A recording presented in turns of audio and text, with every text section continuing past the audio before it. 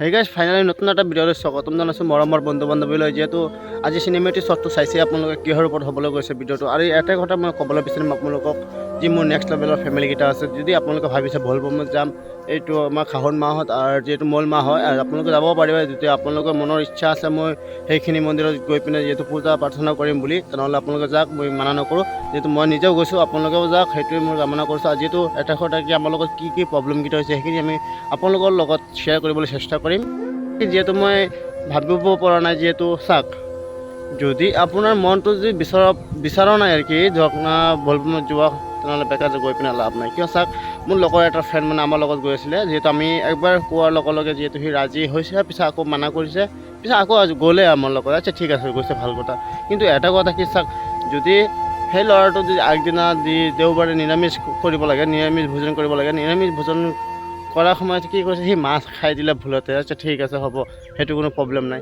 কিন্তু খোৱাৰ পিছত কি হৈছে চাওক, তাৰ মাৰ মানে এটা বাৰে বাৰে কৈছে, যিহেতু আজি যাব নালাগে, নেক্সট সোমবাৰে যাবি, এনেকুৱা বাছ এই চিষ্টেমত আছিলে। পিছত সি মানা কৰিছে, আমাক মানা কৰাৰ পিছত আকৌ গ'ল।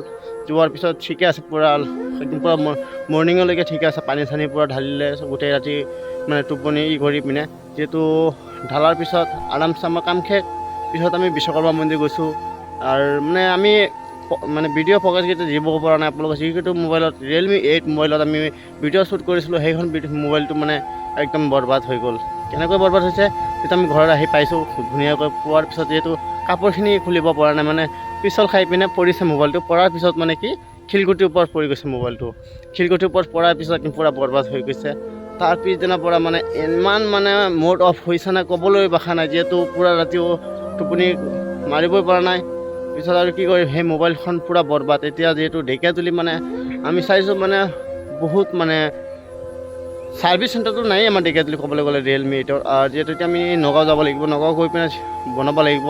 মানে কি ক'ব, সেইটো কাৰণে আপোনালোকে যদি বলবম যাব বুলি বা ভাবি আছে বা যাম বুলি এনেকুৱা যদি মনৰ ফিলিংছ হৈ আছে, অকণমান নিয়ম চিয়ম মানি চলিব বুলি আশা আছে। কিয় চাওক, ভগৱানৰ নামত গ'লে আপোনাৰ মনটো পবিত্ৰ হ'ব লাগিব, 1 নম্বৰ কথা।